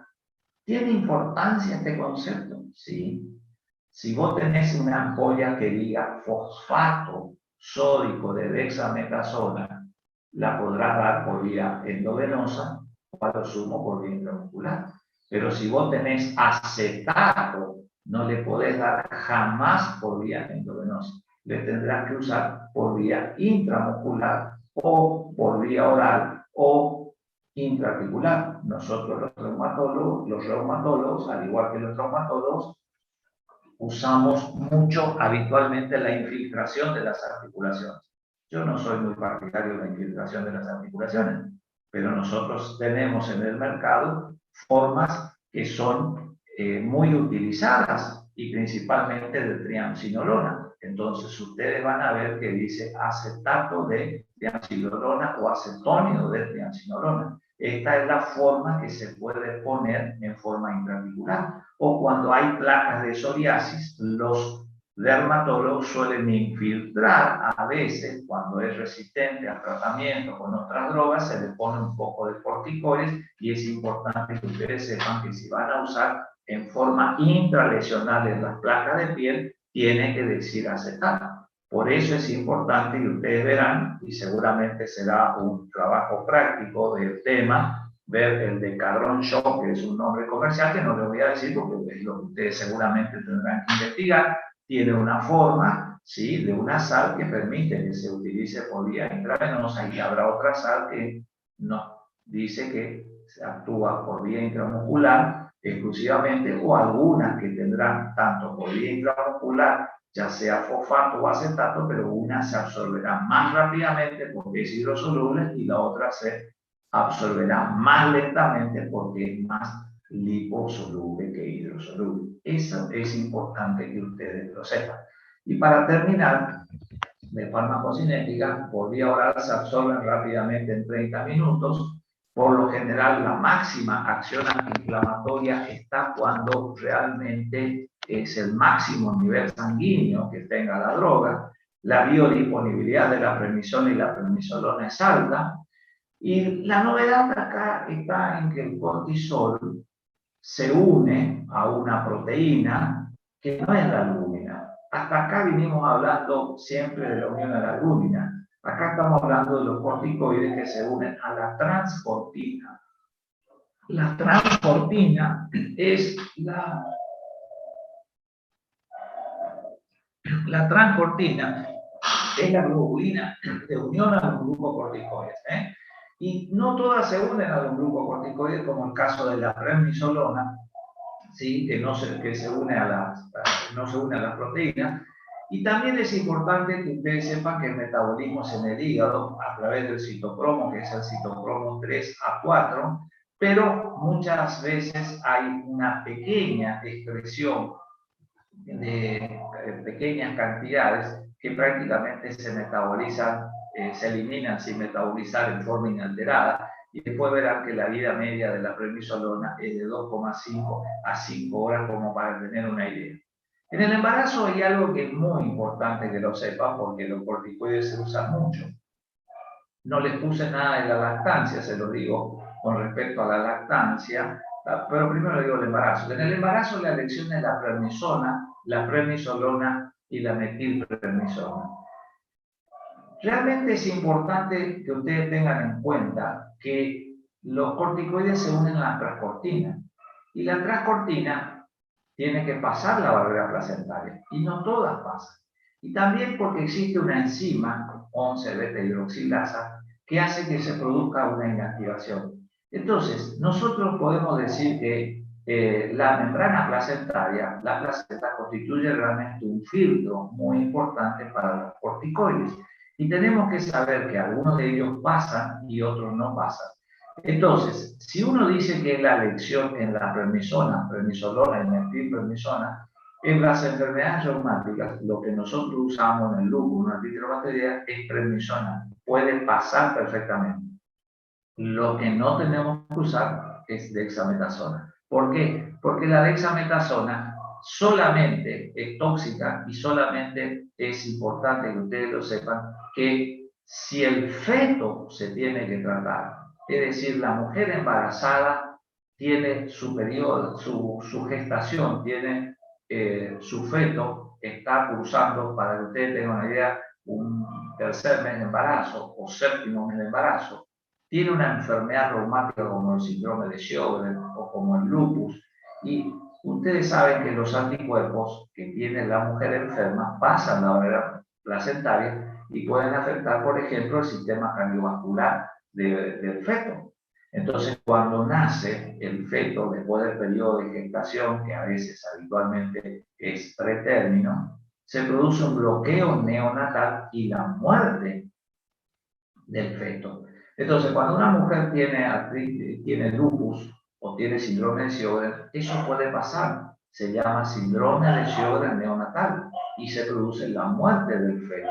Entonces, si nosotros sabemos que eso ocurre, el bebé, o sea, no bebé, el feto, cuando nace recién, pasa a ser un recién nacido por terminología, se muere. Entonces, si nosotros sabemos que el anticuerpo de la enfermedad que tiene la madre pasa al feto por la placenta y se va a unir ese anticuerpo al sistema de conducción cardíaca y va a producir la muerte de un recién nacido, ¿qué hacemos los reumatólogos? En la 11 semana, es decir, en pleno tercer mes, usamos una ampolla de dexametasona. ¿Por qué dexametasona? Porque la dexametasona es el corticoide que va a actuar beneficiosamente en el feto, ¿sí? Y va a producir que esos anticuerpos no produzcan la toxicidad y el sistema de conducción, el ARGIS, el nódulo auriculoventricular del feto, el nódulo sinusal, no se paren en el momento del nacimiento. Entonces, esa es la importancia que tiene que ustedes sepan. Conclusión, cuando nosotros tenemos enfermedad reumática a una mujer embarazada, le damos perfectamente prednisona, prednisolona, metilprednisona si tenemos que usar en dosis altas.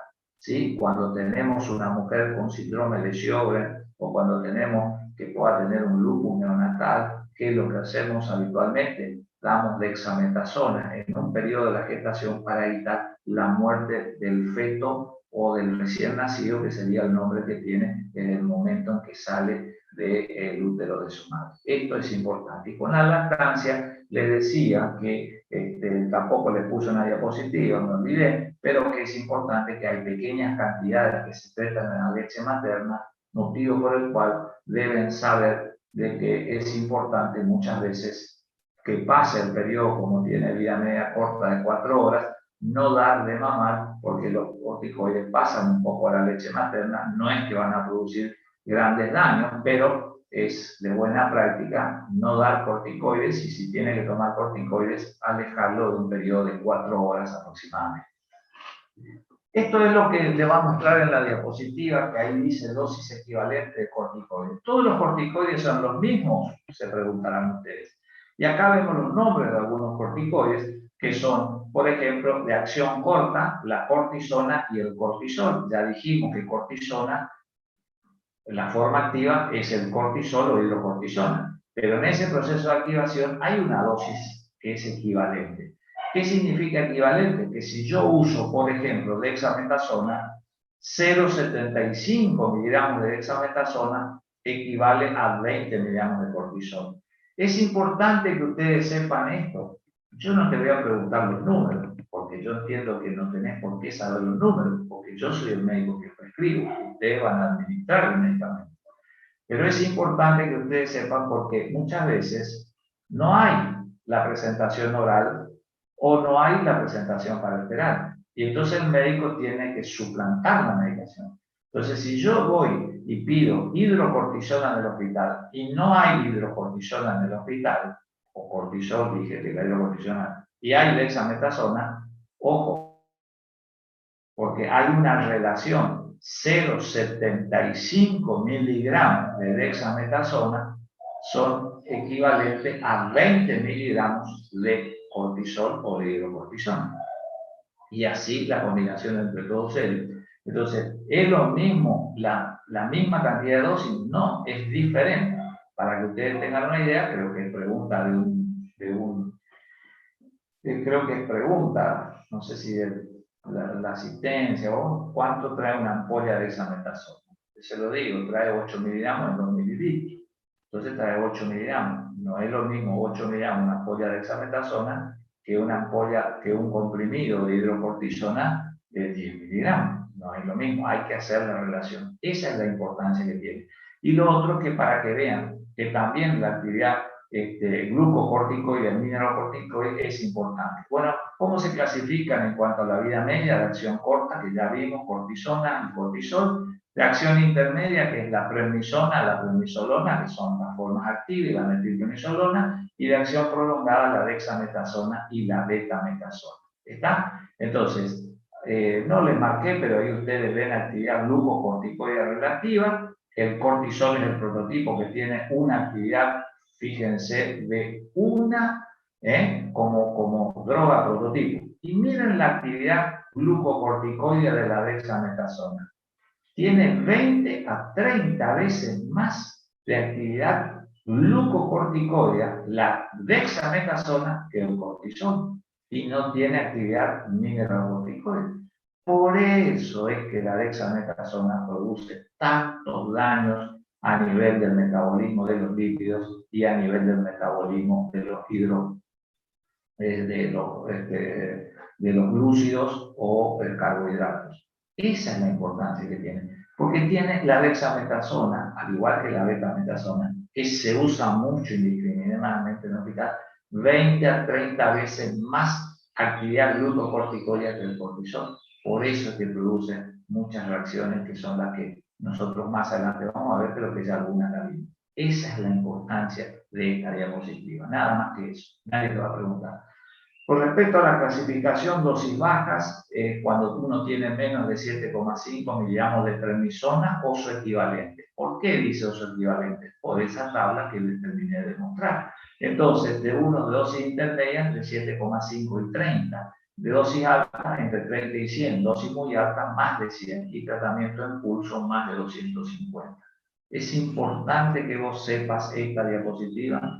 No, porque yo no te voy a preguntar la importancia que tiene para que vos sepas que no es lo mismo que una persona tome 10 miligramos de esteroides que tome 40 miligramos. ¿No? Una presentación comercial muy conocida, usada por nosotros, la del Tizona B.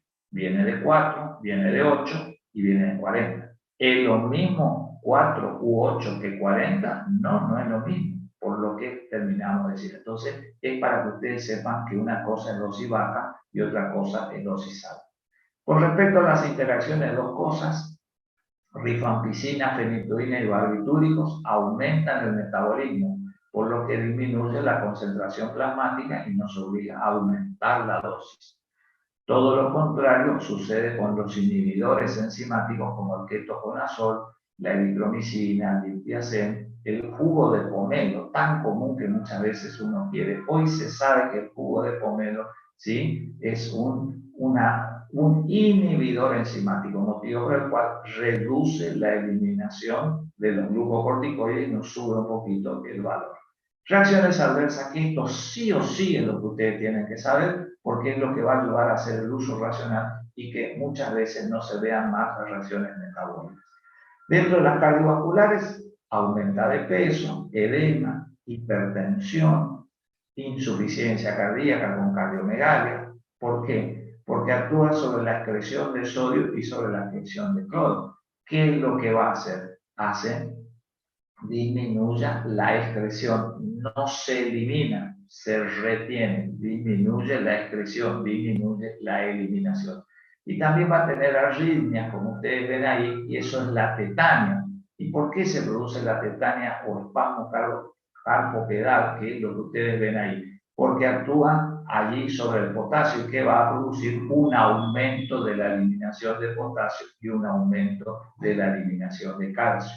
Entonces, es importante que ustedes recuerden estas acciones cardiovasculares. Esto es motivo del cual, ¿qué cuidado de enfermería tenemos? Porque no les puse cuidado de enfermería porque es lo que hablamos a lo largo de toda la clase. Le vas a controlar la presión, vas a hacer monitoreo, vas a controlar los electrolitos en la diuresis, vas a evitar que no tenga una tetania. Y los corticoides no tienen efectos directos sobre los riñones ni la función renal. Eso es importante que lo sepan. Retiene, pero no produce un efecto, produce una alteración del metabolismo. En dosis bajas, este es un concepto muy importante, que a mí me gusta mucho. Los corticoides en dosis baja no producen hipertensión, a diferencia de lo que sucede con las dosis altas. Lo que pasa es que nosotros vemos mucha hipertensión y el paciente viene y te dice, retengo mucho líquido, yo estoy gordo por los corticoides que me ponían, después que hace años que reciben dexametasona cada 7, cada 10, una vez por mes. La dexametasona tiene una vida media larga, 36 horas, 24 horas, más de 24 horas, el paciente se da cuenta. Entonces, a dosis baja no producen hipertensión. Eso es una diferencia muy importante. Pero este concepto no es lo mismo en los previamente hipertensos.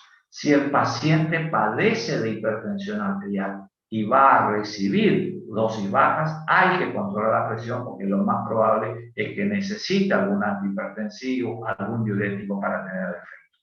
Dentro de las reacciones óseas, ya vimos que lo que produce es una osteoporosis, ya vimos que produce una osteonecrosis y ya vemos que produce las miopatías fundamentalmente. ¿Cómo se hace para evitar esto? Se dan los suplementos de calcio, vitamina D, los bifonatos como risendronato, alendronato, que se hace para la prevención. Esta es una reacción adversa muy importante de los corticoides y sumamente nefasta, porque cuando uno tiene cuando uno tiene osteoporosis, tiene fractura ¿de qué? De cuello de fémur, la gente dice de cadera, de vértebras, que es lo que lleva a la cifosis al paciente, la inclinación hacia adelante, y a muchas veces de las costillas que son muy dolorosas. ¿Qué hay que hacer cuando uno tiene una osteonecrosis de la cabeza, que es la necrosis de la cabeza femoral, o de la rodilla, que también puede ser? Inmovilización y reducción de cargas, muletas, eso es de tratamiento quirúrgico. Y cuando uno tiene una miopatía y afecta a los músculos proximales, más de 30 miligramos de prednisona, sí, hay que tener en cuenta que puede aparecer fundamentalmente eso, muchas veces al comienzo del tratamiento o bien otras veces después. Hay que evitar las caídas en el paciente que tiene glucocorticoides porque se produce una situación muy nefasta y cuando uno tiene una miopatía, como les dije hoy, se debe suspender los corticoides. Y ahí tienen una columna vertebral, lumbar, es esa imagen donde está la vértebra del medio fracturada y eso hace que se pierda la alineación de nuestra columna y nos inclinamos para adelante, que es lo que sucede en estos pacientes. Entonces, las fracturas eviten en todo paciente que tiene tratamiento con glucocorticoides. Dentro de los digestivos, fue muy común asociarla a la pancreatitis, es mucho más común la steatosis.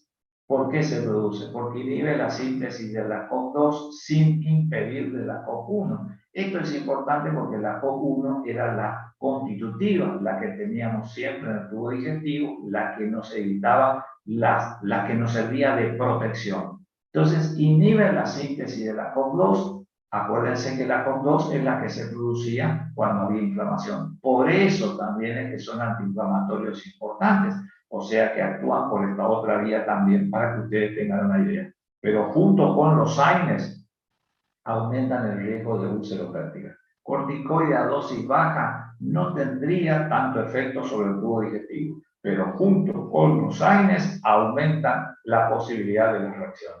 Si uno tiene que asociar AINES a corticoides, lo ideal es agregar omeprazol o cualquier otra droga protectora. Y también lo que es importante que ustedes sepan es que siempre que usen corticoides se enmascara la sintomatología, sobre todo la sintomatología digestiva. ¿Por qué? Porque están dando un excelente antiinflamatorio. Entonces, si yo tengo una perforación por una úlcera de estómago o de colon y que produce una gran inflamación con una peritonitis marcada, cuando estoy en tratamiento con los corticoides, esos síntomas no tienen la misma importancia ni se ven como cuando no tomo los corticoides. Eso significa que enmascara las complicaciones intraabdominales. Ese hay que tenerlo muy en cuenta. Dentro de los oculares producen cataratas. Las cataratas son habitualmente posteriores, ¿sí? Subcapsulares, pero también producen corticales. Y la característica que la catarata es bilateral, tiene una lenta progresión y produce poca alteración visual.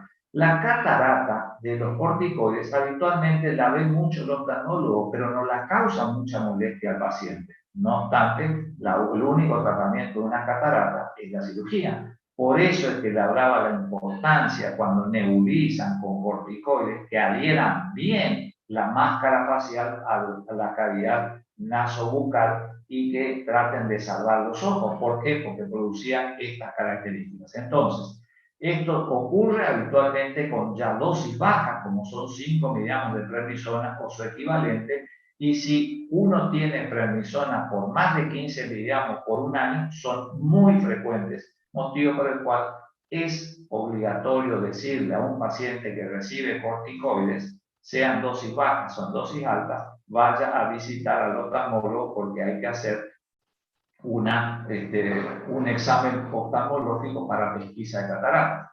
Y lo otro es que pueden actuar produciendo un glaucoma, ya sea que lo originan o bien que lo agravan. Y ahí ven lo que es el glaucoma, que es el aumento de presión, porque aumenta fundamentalmente el humor acuoso. Entonces, siempre es obligatorio medir la presión ocular, motivo por el cual es otro factor que explica por qué es mucho más importante siempre que el paciente que recibe corticoides esté en continuo tratamiento con un oftalmólogo. Y esto eran las reacciones cutáneas que ya se los había explicado anteriormente, en los cuales solamente no les dije que la mancha del brazo son las equimosis continuas que tienen los pacientes. Es importante que ustedes sepan que los pacientes que toman corticoides a veces tienen como moretones, equimosis, petequias, que son alteraciones ante pequeños traumatismos o de aparición espontánea. Es una característica de los glucocorticoides. Y ahí le puse todos los grupos, todas las acciones, por si alguien tiene un problema con las palabras en inglés, están todos, ¿qué es lo que vine explicándole? Estas acciones cutáneas dependen de la duración del tratamiento y fundamentalmente dependen de las dosis. Y dentro de los endógenos, que son importantes, como dijimos, es la diabetes por los corticoides o diabetes metacorticoidea, como se produce. Esto, como también se lo llama, ya lo expliqué. Y veíamos fundamentalmente que se producen porque ayudan a que se aumente la formación de glucosa en el hígado, salga más de glucosa, y porque esa glucosa que sale en la sangre y se eleva no sea utilizada por los músculos, por los tejidos periféricos, en los tejidos periféricos, principalmente en el músculo. Ahí están las causas que le producen, y la característica de la diabetes es que produce una hiperglucemia postprandial, o sea, después de las comidas, y la glucemia en ayunas está levemente elevada.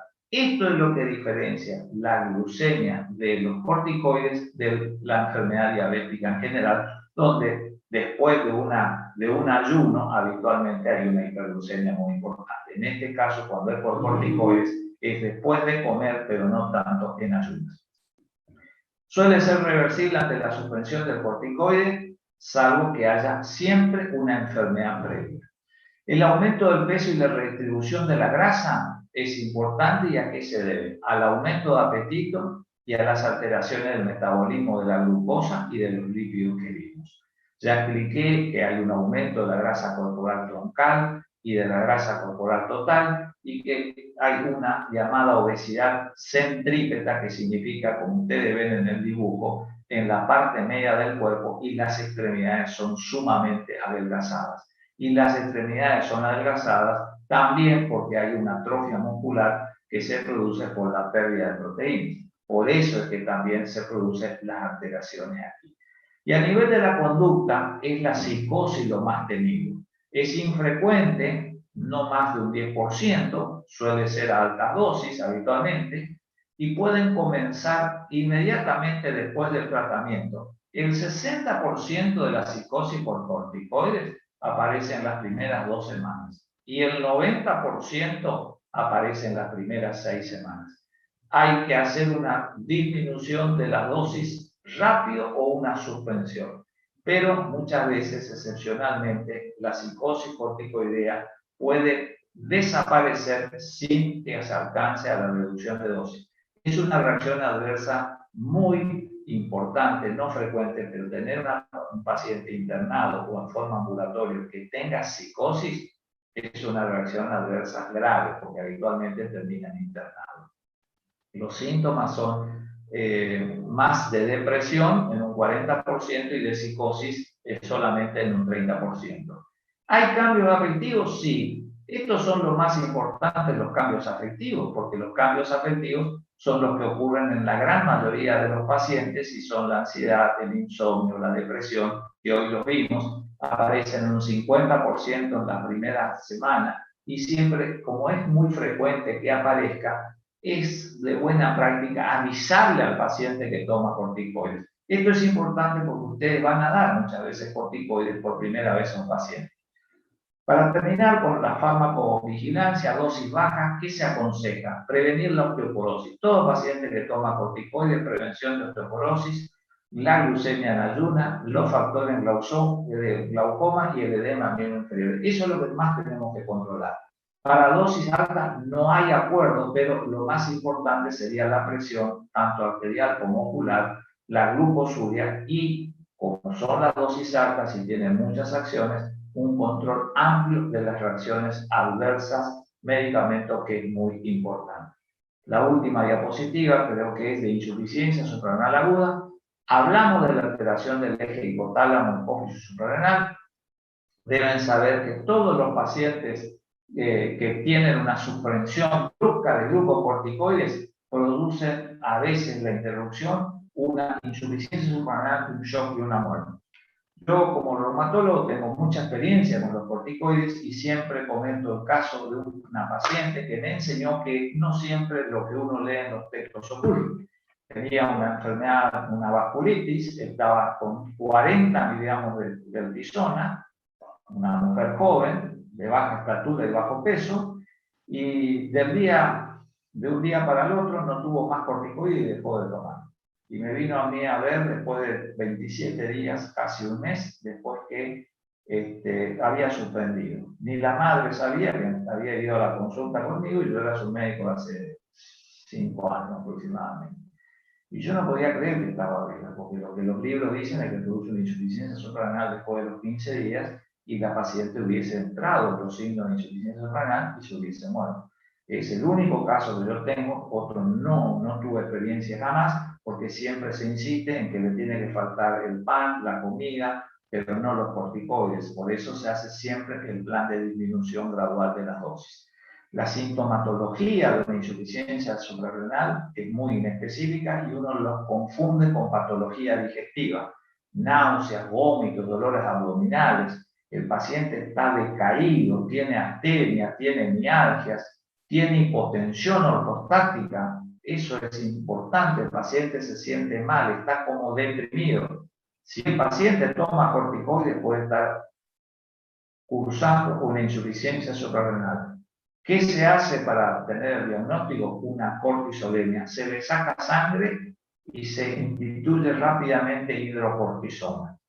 30 miligramos de hidrocortisona. ¿Sí? Las ampollas de hidrocortisona, bueno, no les voy a decir cuánto trae la ampolla de hidrocortisona, seguramente tendrán que averiguar ustedes, y se ponen muchas veces endovenoso, y por eso que un paciente en coma, cuando entra a la guardia, muchas veces se le pone hidrocortisona, se le pone glucemia, o se mide el control de cortisol, de glucemia, de sodio, de calcio en algunas veces para tratar de pesquisarla. Y el tratamiento que se hace de restitución. ¿Qué indicaciones tienen de corticoides? Mire, si uno tiene un paciente que tuvo una enfermedad de las glándulas suprarrenales, como si fuera cualquier otra glándula endócrina, debe recibir corticoides de por vida. Hoy en día, con los adelantos que hay, esta situación es prácticamente muy difícil de que ocurra, podrá haber en algunas circunstancias, pero es prácticamente difícil. La otra acción que uno tiene que usar es fundamentalmente la acción antiinflamatoria. Pero recuerden que siempre deben controlar las abundantes reacciones adversas, pero tristemente le tengo que reconocer que la mayor parte del uso de los corticoides muchas veces es irracional en la actualidad y es usado simplemente como una droga que alivia los determinados síntomas alérgicos, inmunológicos de algunas enfermedades. Bueno, nada más y cortamos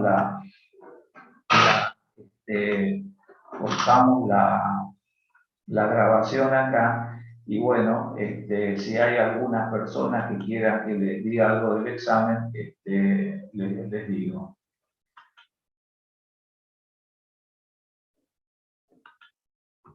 Les digo algo del examen. ¿Me escuchan? Sí, profe. Bueno, les digo algo del examen. Del examen. Recording stopped. Les he enviado la nota a todos y les aclaro una vez más que la gran mayoría de los que me envían ¿cómo es que se llama? Los mensajes, son gente que no escucha las clases. Yo respeto los motivos de cada uno, pero no puedo estar contestándole al privado lo que yo tardo a veces y le explico reiteradamente. En el examen le he enviado al correo, el sistema hace que se le envíe al correo que realmente ustedes ponen. Ustedes pueden usar como correo primario, como correo secundario, terciario, pueden tener 10 correos. Bueno, revisen su correo porque a veces se olvidan. A veces hay alumnos que escriben mal. Con respecto a la nota, les quiero decir que hay 3 alumnos. 3 alumnos que son Martínez Nidia Beatriz, que creo que ya se comunicó conmigo, Frías Belén del Milagro y Ardit Julia Esther. Ellos, si bien yo recibí el examen de ellos, no les puse, los destildé al enviar la nota porque no figuran como alumnos de la materia.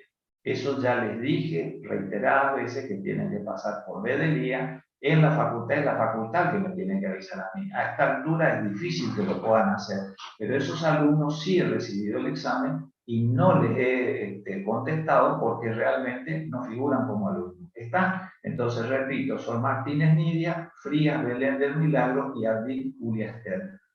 Con respecto a las notas, un alumno ayer me hizo ver un detalle. Todos van a tener una pregunta más como aprobaban el examen. Y lo van a hacer porque cuando se pasó del Word al examen en el tipeo, en una pregunta se cometió un error y se comieron la palabra. Se confundieron inotrópico por cronotrópico. Entonces me hizo observar un alumno que no recuerdo el nombre en este momento, pero a quien le debo la explicación. ¿Cómo? Hola. Hola, Fui profe, yo era el que yo, le- el de yo cronotrópico también, e inotrópico. yo también, Sanare a Fernando le envié un mensaje. Bueno, a ver, estoy buscando acá, pero por si no encuentro, porque tengo un montón de mensajes para leer. No me acuerdo quién era. Yo le había explicado en el tutorial y era pregunta del tutorial. Y en el tutorial les había leído que la pregunta decía inotrópico positivo y cronotrópico negativo y hacía referencia a la dioxina. Pero se ve que cuando copiaron y pegaron en el tipeo, acá, Sanabria Fernando Aarón. Bueno, a él se le debo esto porque yo daba por entendido que estaba todo bien y mediante él, a quien le felicito, veo que esta mañana dice acción inotrópica positiva y en vez de decir cronotrópica, dice inotrópica negativa. Yo les había dicho la pregunta a ustedes porque realmente todas las preguntas se lo dije, no sé qué pasó realmente. Si escuchan, no escuchan, dejan prendido la máquina, eso ya es el problema de ustedes, pero por este motivo todos tienen una pregunta más. O sea, quien tenía 5,6 pasa a tener 6. ¿Está claro? Y el que tenía 5,2 pasó a tener 5,8 y sigue sufriendo y va al recuperatorio. Pero todos tienen una pregunta más. Yo simplemente voy a corregir en los que tienen 5,6 porque el 5,6 está en el rojo y 6 ya está con viroma negra porque está regularizado. Entonces, hubo alumnos que le faltó una sola Hubo alumnos a quien le faltó 2 y hubo alumnos con un muy mal examen, con una alumna, entiendo que fue un error, no sé qué pasó, pero no pegó ni una de las 25 preguntas, o sea, otros 2, 3 notas muy bajas, y entonces yo le voy a corregir solamente porque no cambia en alguien que tenga 3,2 o 4 una pregunta más. Sí les voy a los que tienen 5,6, después, no ahora, porque estoy ocupadísimo en dar clases, corregir, hacer preguntas, etcétera, etcétera, pero quiero que sepan que todos los que tienen 5,6, que son varios, pasan a tener 6, y veo que hay alumnos que ya han regularizado la materia. Ojo, regularizado la materia, que se entienda que son alumnos que ya no van a rendir el tercer parcial porque tienen aprobado el primero y el segundo, pero deben cumplir con la asistencia y deben cumplir con el envío de los trabajos prácticos. Si cumplen con eso, serán regulares en la materia, y si no, muchos a veces quedan libres tristemente por falta habiendo aprobado el examen. ¿Está claro? Entonces, eso le quería decir. Yo doy por entendido que ustedes se comunican con sus amigos, etcétera, etcétera. Veo que hay 42 de 200, que son 240, creo que dice acá, 240 creo que dice, a ver, te voy a decir exactamente, 240 dice lo que me pasó la facultad, están 40 y 200 que no están, que ni me envíen mensaje al privado, pues yo no se lo voy a contestar más. Que quede claro que quien tiene 5,6 y todos los alumnos tienen una pregunta más contestada, así que quien tenía 15 en realidad contestó 16 bien, si esa se había equivocado, y quien contestó 14 tiene las 15 por ese tema. ¿Está claro? Bueno, estudien el miércoles que viene a las 14, es el recuperatorio. Quienes aprobaron ya no tienen clases ni necesitan conectarse el miércoles que viene. Avísenle a los demás, yo no le voy a contestar eso porque me enloquecen con cosas que yo ya les explico.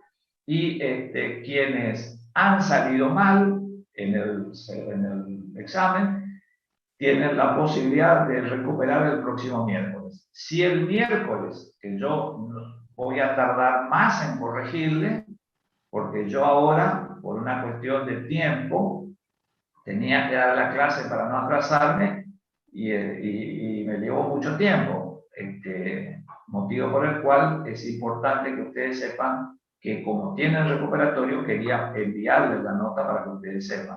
Ahora, en el recuperatorio, que es el miércoles, yo no voy a amanecer para contestarle a usted el jueves o el viernes a la mañana. Me va a llevar más tiempo, porque si bien van a ser menos, entiendo, porque ya no tienen más chance de rendir.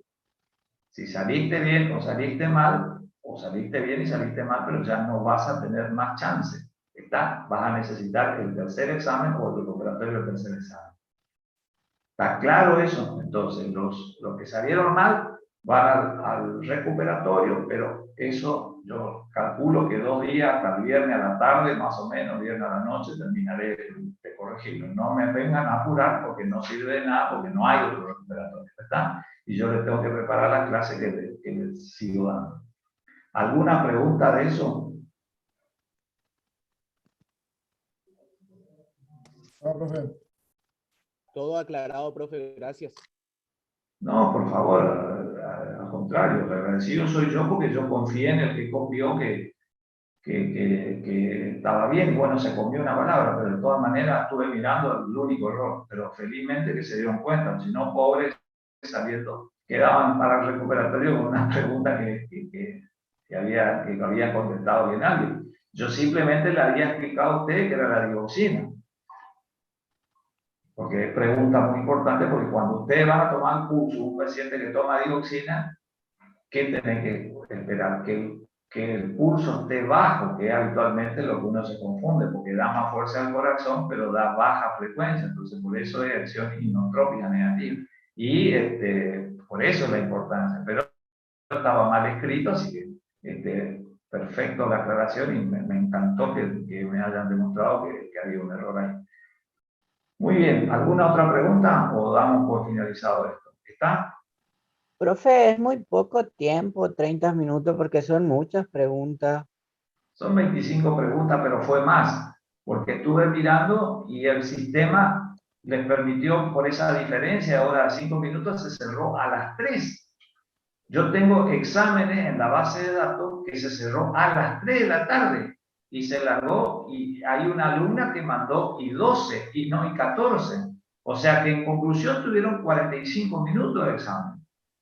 Sí, profe, pero usted nos dice 30 minutos, pero nosotros también tenemos el riesgo de que se nos corte el examen si es que pasamos los 30 minutos. Pero exactamente, yo tengo, por eso le digo, el sistema de horas, yo lo pongo con el front limit. A veces hay diferencia de hora entre el de la máquina y la hora que tenemos nosotros. En el primer examen nos pasó así. Se largó y después de 5 minutos recién impactó en la mayoría de ustedes. En algunos antes, en otros no. O sea, en conclusión, tuvieron 45 minutos. Yo entiendo eso que vos decís, pero el tiempo no, son 25 preguntas. O sea, puedo ponerle 40 preguntas más, no. Es más, Sí, las preguntas que yo les hice son en el tutorial. Lo que pasa es que hay poca gente que escucha la clase. Fíjate, en este momento hay 42 personas que terminan la clase. Y todo lo que yo le pregunto es lo que está en el video, que ustedes graban y que ustedes lo tienen. Todo lo que le pregunto es lo que le doy. Yo no le saco una pregunta de otro lado. O sea, quien me escucha y toma apunte, contesta bien. Sí, profe, yo lo entiendo, pero ¿cómo es? Yo, por ejemplo, el problema está en el que para adjuntar el archivo del DNI, por ejemplo, ya te saca 3, 4 a 5 minutos y teniendo 30 minutos en 20 preguntas son 1 minuto cada pregunta y son largas las preguntas, profe. Pero, a ver, yo te digo una cosa, el tema del documento, todos enviaron, un alumno solamente no envió el documento. Lo que pasa es que tienen que seleccionar el documento. Hay gente que me envía el documento chiquito sobre una mesa o sobre los dedos de una mano. Recortar la imagen. A mí lo que me interesa ver es que coincide tu nombre y tu apellido con lo que pone ahí tu número de documento. No me interesa ver el estampado de la mesa ni los dedos de la mano si estaban pintados o no de la joven que envía eso. Yo no entiendo por qué no recortan la imagen. Si los celulares tienen una gran capacidad de megapíxeles y las imágenes son pesadas, yo no entiendo eso cómo no lo hacen. Hay alumnos que me envían perfecto, o sea que deben ser muy nítidos y otros que no son tan nítidos, pero a mí no me interesa otra cosa que ver nombre, apellido y ver el número de documento. O sea, achiquen la imagen, el formato de la imagen, pero se levanta perfectamente. Nosotros probamos eso. Yo no sé lo que... O sea, yo les puedo mostrar, pero no quiero porque si se puede interpretar a que es un scratch lo que hago, pero me muero de ganas de reportar cómo algunos me envían innecesariamente ocupando megapíxeles de balde. O sea, como te digo, sobre una mesa, un hule, un estampado, o sea, y el documento chiquito y la mitad de una mesa. ¿Qué sentido tiene? Recorten el documento, por eso es que tienen problemas para subir, pienso yo. Y lo otro es que tienen que tener computadoras, o sea, hay alumnos que, por ejemplo, yo me doy cuenta, Gmail, me escriben con N, o un alumno se equivocó, otro se equivocó en el nombre y me puso una letra de más, 3 O en vez de 2 O. Bueno, la máquina te envía a donde vos, o sea, el sistema te envía a donde vos mandaste. Si vos escribiste mal, por más que te disculpes por conmigo, no tiene sentido, o sea, eso tenés que mirar. Dale, profe. ¿Está? El miércoles, bueno, el martes, el día de ustedes, que pasen un feliz día, pero estudien farmacología porque muchos se juegan la regularidad de la materia, no la regularidad, sino no rendir el tercer parcial para ver si pueden sacar esta materia. Aprovechen eso. ¿Está? Ah, profe. Vale la pena. Nos vemos el miércoles a las 2, solamente examen. ¿Listo? Bueno, profe, gracias. Chao, chao.